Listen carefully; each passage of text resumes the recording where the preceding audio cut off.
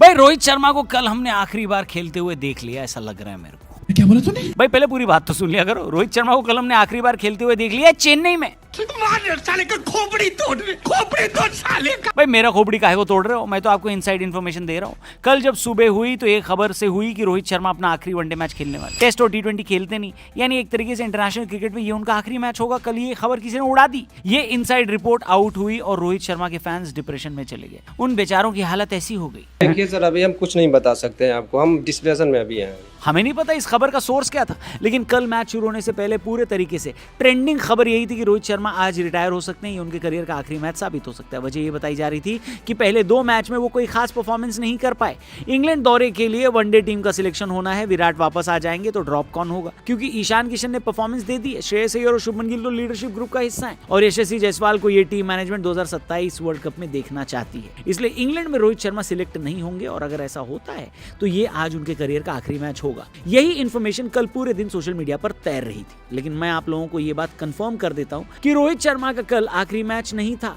हो सकता है चेन्नई में उन्होंने अपना आखिरी मैच खेल लिया हो, लेकिन टीम इंडिया के लिए अभी उनके मैचेस बाकी हैं। हालांकि ये भी गारंटी नहीं दी जा सकती कि रोहित शर्मा 27 वाला वर्ल्ड कप खेलेंगे या नहीं, लेकिन इतना कंफर्म है कि इंग्लैंड सीरीज में उनका नाम रहेगा। हाँ, वहां उनकी हर इनिंग पर नजर रखी जाएगी। तो अगर आप रोहित शर्मा फैन हो तो आपके लिए अच्छी खबर यह है कि रोहित शर्मा का कल आखिरी मैच नहीं था, लेकिन बुरी खबर यह है कि इंग्लैंड दौरे पर रोहित शर्मा की हर इनिंग पर नजर रखी जाएगी और वहां पर अगर फेल हुए तो समझ लो कि मामला गड़बड़ है। फिलहाल हम आपको कल के मैच की बात बता देते हैं, क्योंकि यहां पर तो रोहित शर्मा के लिए कोई मामला गड़बड़ नहीं हुआ। ऐसा लग रहा है कल रोहित शर्मा का दिन था, क्योंकि अफगानिस्तान जब पहले बैटिंग करने उतरी तो पहले 3 विकेट प्रसिद्ध कृष्णा ने लिए और इन तीनों विकेट की कैच स्लिप पर खड़े रोहित शर्मा ने ली। धोनी नहीं थे, कोहली नहीं थे, तो चेन्नई की क्राउड ने कल रोहित शर्मा को ही अपना फेवरेट बना लिया। उनके हर कैच पर चेन्नई में जोरदार शोर मचा। यही देखते हुए शायद पावर प्ले के बाद शुभमन गिल ने रोहित शर्मा को बाउंड्री पर फील्डिंग करने भेज दिया और जैसे ही रोहित शर्मा बाउंड्री के पास गए और बाउंड्री पर जो मैच देखने आए थे उनके पैसे वसूल हो गए। लेकिन अफगानिस्तान ने इस टूर पर एक बार फिर डिसअपॉइंट किया है। अफगानिस्तान एक भी मैच जीत नहीं पाई और ये मैंने एक्सपेक्ट भी किया था कि नहीं जीतेंगे लोग, लेकिन इस तरह से वन साइडेड होकर सारे मैच हारेंगे अफगानिस्तान वाले, ये तो अफगानिस्तान से बिल्कुल एक्सपेक्टेड नहीं था।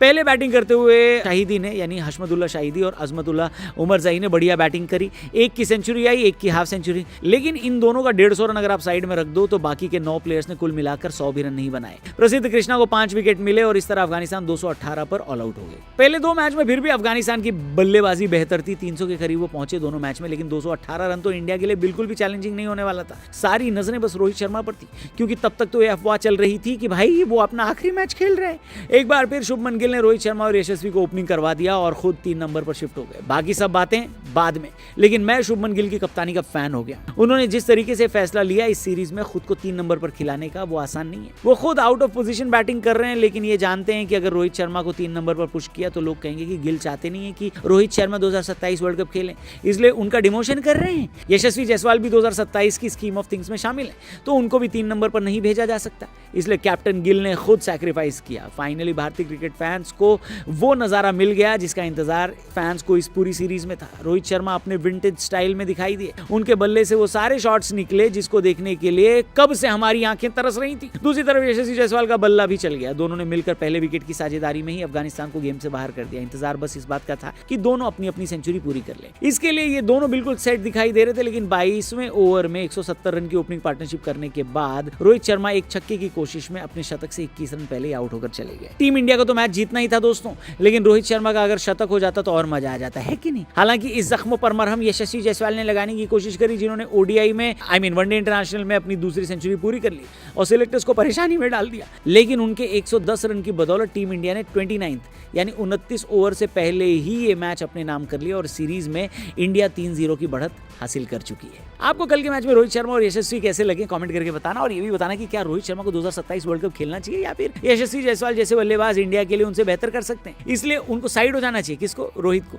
जो भी आप सोचते हैं कमेंट करके बताना। हम फिलहाल आपको एक और इंपॉर्टेंट न्यूज बता देते हैं। सुनने में आ रहा है कि आईपीएल का पहला ट्रेड ऑलमोस्ट कंफर्म हो चुका है और इस ट्रेड में ऋषभ पंत लखनऊ से दिल्ली चले जाएंगे, जबकि उनकी जगह दिल्ली कुलदीप यादव को लखनऊ भेज देगी। बेसिकली अब ऋषभ पंत को गोयंका जी की गाली नहीं सुननी पड़ेगी। और मेरा पहला रिएक्शन इस ट्रेड डील को लेकर ये है कि दोनों टीमों ने एकदम जैकपॉट हासिल कर लिया है। पहले बात करते हैं पंत की।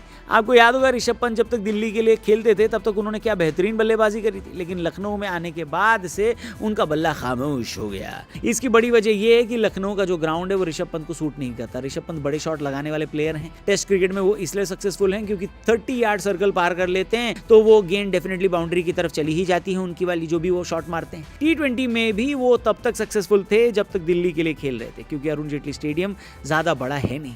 लेकिन लखनऊ उनको बिल्कुल सूट नहीं किया, क्योंकि यहाँ पर जब वो बड़े शॉट खेलने की कोशिश करते थे तो बड़ा ग्राउंड होने की वजह से ज्यादातर बाउंड्री पर कैच पकड़ लिए जा रहे थे उनके। इस वजह से पिछले 2 साल में आपको पंत इतने सक्सेसफुल नहीं दिखाई दिए। लेकिन अब ये बात नोट करके रख लो कि दिल्ली उनको बहुत रास आने वाली है। इसी तरह कुलदीप यादव गेंदबाज हैं, वो तो चाहते हैं कि उनकी गेंद पर बाउंड्री न लगे। ऐसे में उनको लखनऊ बहुत सूट करेगा, क्योंकि यहां पर तो बल्लेबाज सक्सेसफुल नहीं हो पाते। इसलिए मैं ये कह रहा हूं कि दोनों टीमों के लिए फायदेमंद डील है। लेकिन क्योंकि लखनऊ की हालत दिल्ली से थोड़ी ज्यादा खराब है और ये डील डेफिनेटली दिल्ली की तरफ से हुई है, क्योंकि उनको मेगा ऑक्शन में भी ऋषभ पंत चाहिए थे। इस वजह से मुझे लगता है कि अगर ये डील आगे जा रही है तो ऋषभ पंत के बदले में लखनऊ वाले दिल्ली से और भी ज्यादा खिलाड़ी डिमांड कर सकते हैं। मतलब कुलदीप यादव तो आ ही रहे हैं, लेकिन क्या आशुतोष शर्मा भी आ सकते हैं? क्योंकि आशुतोष को दिल्ली में वैसे भी ज्यादा इस साल खेलने का मौका मिला नहीं है। और लखनऊ को एक फिनिशर भी चाहिए होगा, क्योंकि उनका टॉप ऑर्डर तो सही है कि नहीं?